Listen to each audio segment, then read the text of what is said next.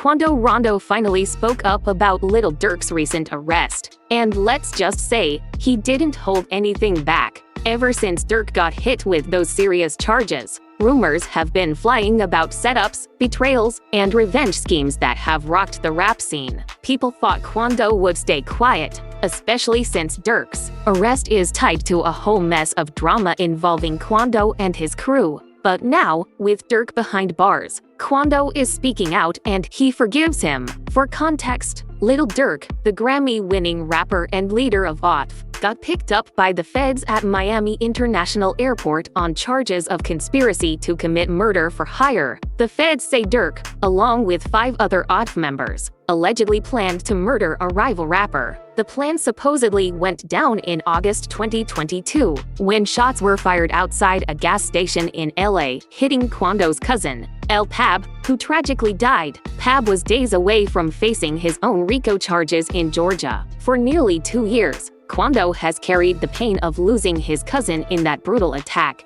and the case has never been solved. But now that Durk's in trouble, Quando's response is sending shockwaves through the rap world. Instead of calling for some think it's a power move, others believe it's genuine. Either way, Quando Rondo's taking a completely unexpected path, and it's making everyone rethink what's really going on behind the headlines. Quando Rondo dropped a message over the weekend that had everyone talking. While promoting his new single Life Goes On, he posted a heartfelt note on Instagram, saying, "We didn't get into this music industry just to stay stuck in the streets." He went on, "We've already lost so much, and it's heavy on my heart to forgive anyone I had issues with in the past. It's all love from me. Praying for everyone." The post was a major curveball. Some fans were here for it, praising him for showing maturity and pushing for unity, especially in a culture where rap beefs have cost too many young lives. When you're only 23 and dealing with that kind of trauma, losing close friends and family, it's bound to shape you.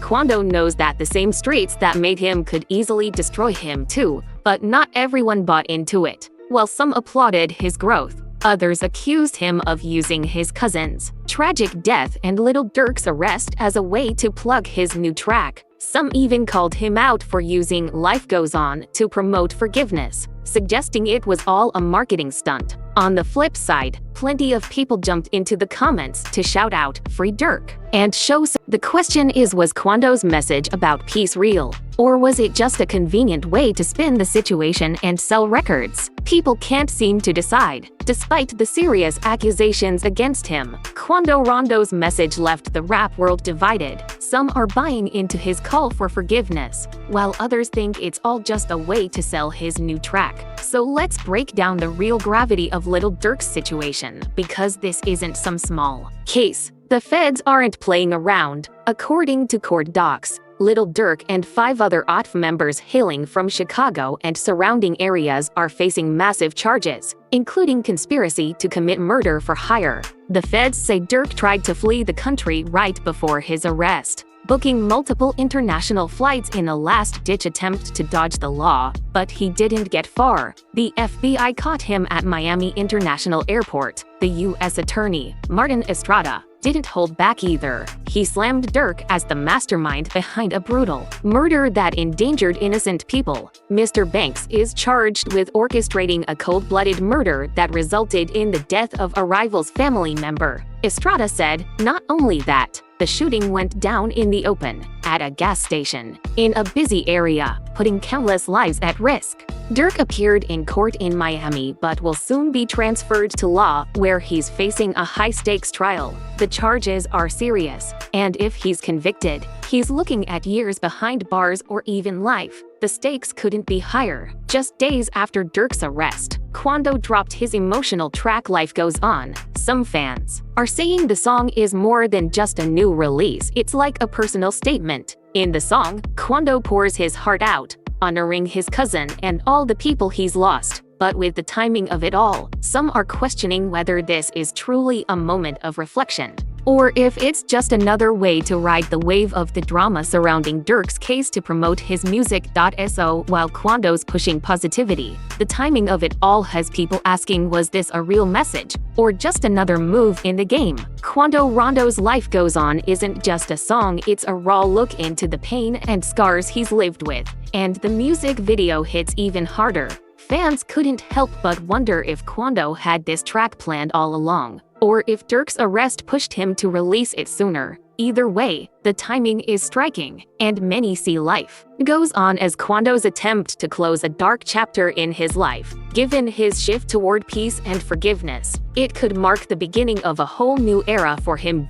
In a genre where beefs are almost a rite of passage, Quando's approach stands out. After all the bloodshed, drama, and public feuds, it's rare to see someone who was once so deep in the street life take a step back and try to find peace. But Quando seems dead serious. His lyrics about putting down his flag and picking up the Quran resonate with a growing number of rappers who are fed up with seeing their communities destroyed by violence. The streets that made Quando a star have also scarred him, and now it looks like he's ready to let go of the weight of his past for a chance at something better. Some fans believe this change is real, while others are calling it a stunt, thinking he's just playing to the crowd. But no matter how people interpret it, the events of 2 years ago when Quando nearly lost his life will stay with him for a long time, especially now that new details are emerging about the deadly plot that almost took him out. It's clear the scars go deeper than we thought. So is Quando's peace move a genuine shift in perspective, or just another part of the game? The rap world is still trying to figure that out. August 19, 2022, was supposed to be just another regular day for Timothy Bowman, better known as Quando Rondo. But things quickly took a turn for the worse. Rolling through West Hollywood with his cousin, Sava El Pab Robinson, in a black Escalade, they were just two men from Savannah chasing their dreams. But by the end of the day, bullets rained down, and El Pab was dead, leaving the streets buzzing with talk about what went down. Quando and El Pab were inseparable that day. Like brothers, El Pab, just 24, had his own heat back in Georgia, a looming RICO case that accused him of being involved in everything from car theft to fraud. The charges stacked up heavy since 2017, and Savannah authorities had come down hard on him, throwing the RICO charge at him, usually reserved for major criminal organizations. This was supposed to be his last stretch of freedom before heading to court. Little did he know, he wouldn't make it that far. The streets had been talking for months about El Pab's cousin, Timothy Leaky Leaks, a close associate of Quando, and his role in the murder of Chicago rapper King Von outside a hookah bar in Atlanta. The incident was one of those moments that shook the streets to their core, every whisper carrying weight. Surveillance footage showed King Von stepping up to Quando, fists flying. What started as a fight quickly escalated into gunfire, with Quando's crew claiming it was self-defense. By the time the dust settled that night, El Pab was dead, and the chaos around Quando had only just begun. As much as the streets loved to speculate, no one knew just how deep the drama was, or how close Quando himself had come to becoming another casualty in this war. Self-defense might have been the story Quando Rondo's crew was sticking to, but good luck convincing King Von's people, especially Lil Durk and not only the family. Von and Durk went way back. Durk had practically mentored Von, signed him, and helped push him to the top. Von called Durk twin, and Durk called Von his baby bro. This wasn't just a business relationship, it was personal. Losing someone that close isn't just a wound, it's a bleeding open heart, and Durk wasn't the type to let a wound heal without exacting some kind of retribution. Rumor quickly spread that Durk had put a hit out on Quando to avenge Von's death. Word was, there was a bounty on Quando's head, with promises of cash and clout within it for whoever got the job done. Durk was setting the stage for a hit, and El Pab, Quando's cousin, was caught right in the middle of it all. This wasn't some random shooting, though. According to the feds, this was a well-planned hit, straight out of a heist movie. The indictment paints a chilling picture of Durk allegedly pulling strings from the shadows, orchestrating every move through his crew. The plan was tight, no room for error. In August 2022, Durk pulled his people together, starting with Kev Grant, the man tasked with securing guns, masks, and cars. He booked flights, got everyone to LA, and made sure each member of the crew knew their role. Deandra Dontrell Wilson, Keith Jones, David Brian Lindsay, and Asa Houston, these were all loyalists to Durk, foot soldiers ready to rep off and do whatever it took. On August 18th, the crew set the plan in motion, tailing Quando from store to store, inching closer to the moment that would set everything in motion. The feds claim this wasn't just a street beef, it was calculated, organized, and backed by one of the biggest names in Chicago rap, and Quando Rondo. He was about to find out just how far Durk was willing to go for revenge. They were watching Quando closely, tracking his every move from a dispensary to a store on Melrose. By August 19th, they had him cornered at a gas station near Beverly Boulevard. Quando probably thought it was just another regular day on the streets, but that's when everything went sideways. In an instant, gunfire erupted. It wasn't even Quando who got hit, it was his cousin, Lil Pab, who didn't see it coming. Court docs say Quando was lucky enough to walk away without a scratch. His cousin, though, dead before the night ended. People scrambled for cover, not knowing if they were next. The shooters, part of Durk's crew, hit the gas and disappeared like pros. They met up at a burger joint after, where Wilson made sure the money was handled. He wasn't just some sidekick. He was the one cleaning up the financials, making sure the shooters got paid. Once the job was done, they hopped on flights back to Chicago, probably feeling like they got away with it. Funny how Quando made it out, right? But his cousin paid the price. Just another day in a world where loyalty doesn't always count. The feds were already on it. They had eyes on everything from plane tickets to credit card receipts. Lil Durk and his crew were hit with serious charges: conspiracy to commit murder, using interstate travel for a hit, and firearms violations. For packing automatic weapons, the feds have a solid case against Durk, and it's no surprise they're going after him hard. One of the biggest pieces of evidence? Credit card records. Every move they made was allegedly funded by OT flights, rentals, the whole operation. The cards linked everyone together, tracing their every step from Chicago to LA and back. This wasn't some spur-of-the-moment thing. It was planned, funded, and executed with military precision. Cameras from the gas station and other locations caught the attackers stalking Quando, parking nearby, and opening fire. That footage was key to piecing together the timing and movement of the crew. On top of that, communications within OT showed detailed plans, including real-time updates on Quando's whereabouts. They were using coded language to talk about the hit, proving just how organized and deliberate the whole thing was. Sources close to the case have hinted at even more details. But one thing's clear, Durk's crew wasn't just winging it, they were setting up a professional job. The whole thing was planned: flights, weapons, the execution. Allegedly, a few of Durk's associates cracked under pressure and snitched, giving up details in exchange for reduced charges or deals. But it's not just about logistics. Durk's accused of being the mastermind behind the hit. They say he put a bounty on Quando's head, promising not just money, but a higher rank in OT for anyone who took him out. This coded message is crucial in showing Durk's role as the leader of the operation. Now, Durk and his crew are facing serious time. The feds didn't just hit them with conspiracy charges, they loaded up on everything, from firearms violations to conspiracy to commit murder for hire. If they're convicted, they could be looking at decades in prison, and that's not even counting the chance of losing all their assets. This isn't just about one shooting or some street beef. The indictment goes deeper. It's about the feds trying to take down what they see as an organized criminal enterprise disguised as a music group. They're painting OT as more than just a rap collective. They're calling them gangsters, using a label to hide their criminal operations. But months before all this went down, podcast host Wallow from $1 Million Worth of Game gave Durk a wake-up call. Wallow, who spent 20 years in prison and lost his own brother to violence, begged Durk to walk away from the drama. He spoke about how forgiveness changed his life and urged Durk to think about his future, his family, and the legacy he wanted to leave behind. If I ain't let that go, I won't be right here today. I want to be here for my niece and my nephews. Me and Gil won't be doing this. Y'all want to know me. I want to be able to give y'all this game. But I had to leave. I had to let that shit go. And when I let that shit go, I started to grow. And I started to glow.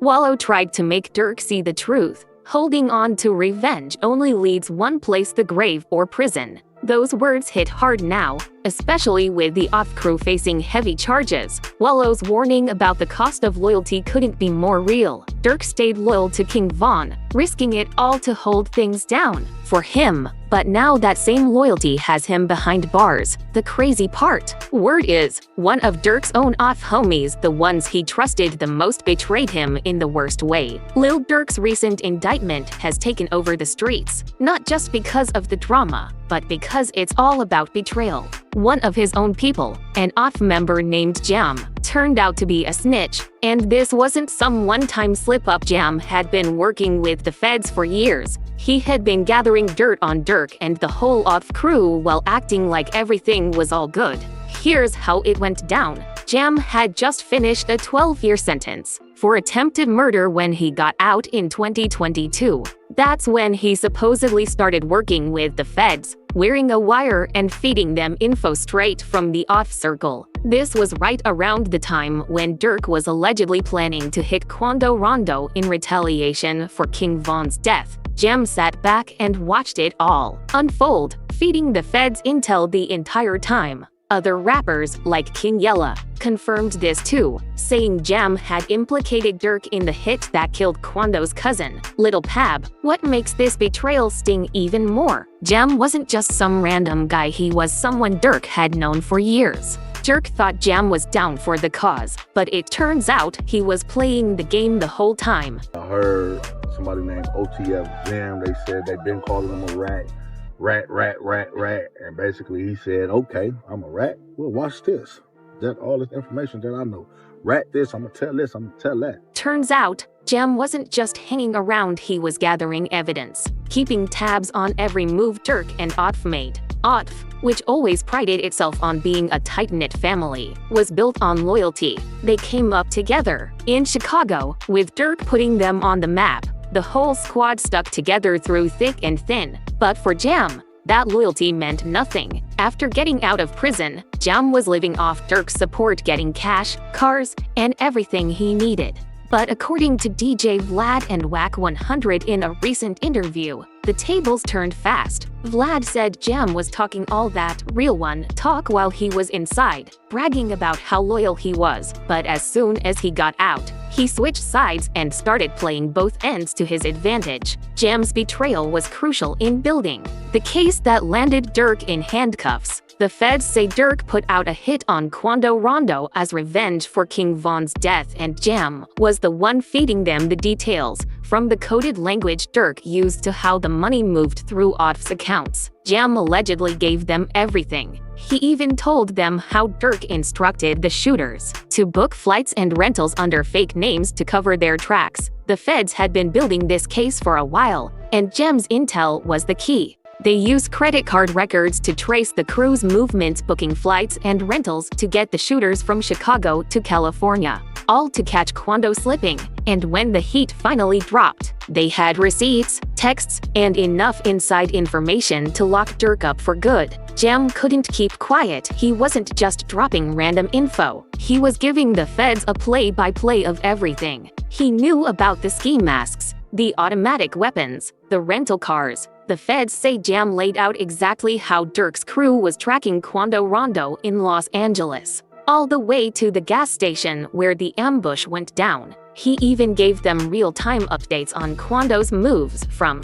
the dispensary to the clothing store, then finally to the gas station. With Jam as the inside man, the feds were right in the middle of the action. He spilled all the details on Durk's coded language, showing that Durk wasn't just venting, he was giving orders. Jam basically handed the feds a map of the entire operation, from the planning to the execution of the hit. Wack 100, never one to hold back, had a lot to say about Jam's betrayal. He pointed out that Jam did his time, came out acting like he was loyal, and even bragged in interviews about how real he kept it. But in the end, he flipped and sold out Durk and the whole crew. You know what I'm saying? He said, Jam, get out that jam, I'll give him 50, he ain't gotta ask again, bro.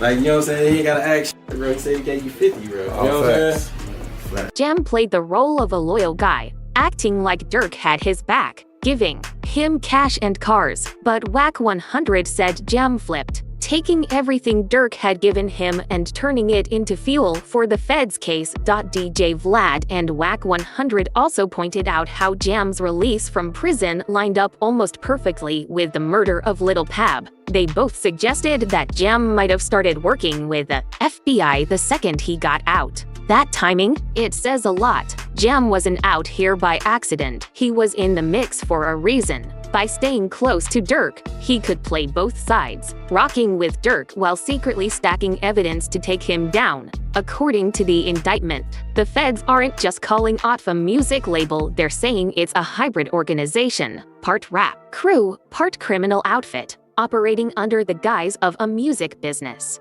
And thanks to Jam, they've got inside info that paints Durk as the mastermind behind it all. Uff wasn't just pushing music, they were allegedly plotting violence. Jam's role in all this was huge. He gave the feds details only someone on the inside would know. This wasn't just about tracking Quando or getting revenge for King Von's death. This was a well-organized setup, from the money moves to the logistics. With Jam feeding them all the intel, the feds mapped out the whole operation, showing exactly who did what and how it all came together. Now, you have to wonder what's going through Durk's mind. He got played by someone he trusted, someone he looked out for. Jam wasn't just another off member, he was someone Durk believed in enough to help out when things got tough.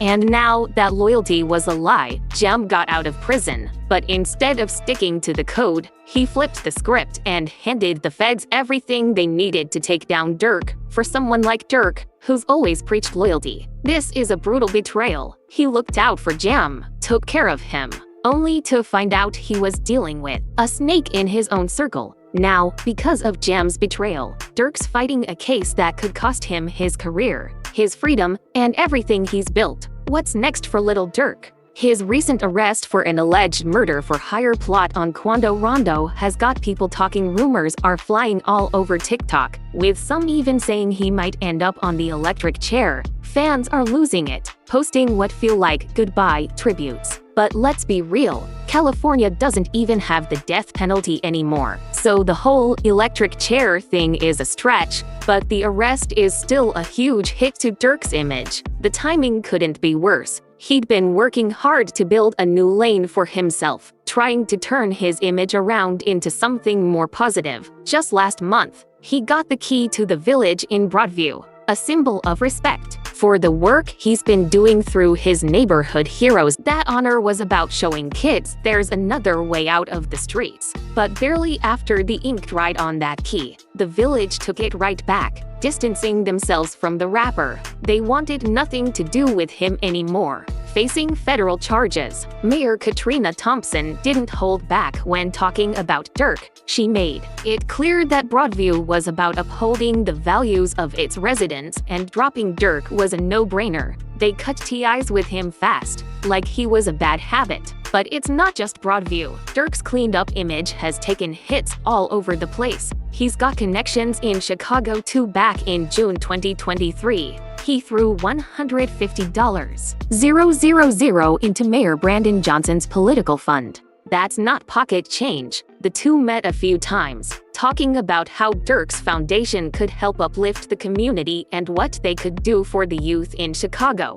But here's the kicker. Johnson hasn't said he's giving that money back. When the news of Durk's arrest dropped, Johnson defended him, saying it wasn't his place to judge a man before the trial. Johnson's approach? Cautious but strategic. He's playing the long game, keeping his distance while keeping the cash. If you're asking me if I should make a judgment on a black man before a full trial is actually coming to fruition, I hope you do understand why it is not my position to determine the outcome of someone's life. Durk's story is well known, the trauma, the tough choices, and his push to change his narrative. While some support his path to redemption, it's hard to ignore the serious charges hanging over him. Allegedly, Durk wasn't just looking to get revenge on Rondo, he was part of a bigger plan to target people close to him. The feds think they've got him. And now Durk's facing conspiracy, plotting, and more, all thanks to betrayal from within his own circle. A guy many thought was loyal to the grave. So, what's next for Durk? It's not just about beating the charges or proving his innocence anymore. It's about whether he can come back from this hit. Durk built his name not just as a rapper, but as a philanthropist and community figure. But when you're accused of orchestrating a hit, that good guy image starts to look shaky. His brand was already balancing on a thin line between his street ties and his more polished public image. Now, with major endorsements and political connections, he's staring down a future that could go either way: keep his respect or risk losing it all if he's convicted. Durk's done more than just music. He's built partnerships, hosted big events with companies like Bank of America, done holiday giveaways, and even launched financial literacy programs. He's been seen with people like former Chicago Mayor Lori Lightfoot and Cook County State's Attorney Kim Foxx, trying to show he's got more than one side. But after this arrest, it's back to square one for a lot of people. The hip-hop world isn't new to artists with legal troubles, but a murder for hire charge? That's next level. Artists like Young Thug and Yingli Melly have been caught up in huge cases. But Durk's situation is different. He was making a real shift toward community work, setting up something bigger than music, maybe even a new life. Now, it's all in jeopardy. Durk's legacy is on the line, and it all comes down to what happens in court. If he beats the charges, he might get a chance to rewrite his story. But if not, he could lose everything: his career, his influence in Chicago, the whole package. The fans, they're split. You've got the loyal ones screaming "Free Durk" on social media, claiming he's being targeted and unfairly painted as something he's not. Then there are the skeptics, wondering if Durk ever really left the streets behind, or if he was just playing both sides, living a double life that finally caught up with him. It's a mess. For every supporter, there's someone questioning if Durk's story is just another case of too much power and influence gone wrong. No matter how this shakes out, Durk's situation is a reality check not just for him, but for the entire drill scene in Chicago. He was one of the last big names from that era, behind, still standing strong, making big moves, pulling in major money, and trying to change his narrative. But now, it's like he's standing on a cliff, with the future looking uncertain. He could lose everything or, just maybe, walk away free and turn this into the ultimate story of survival and redemption.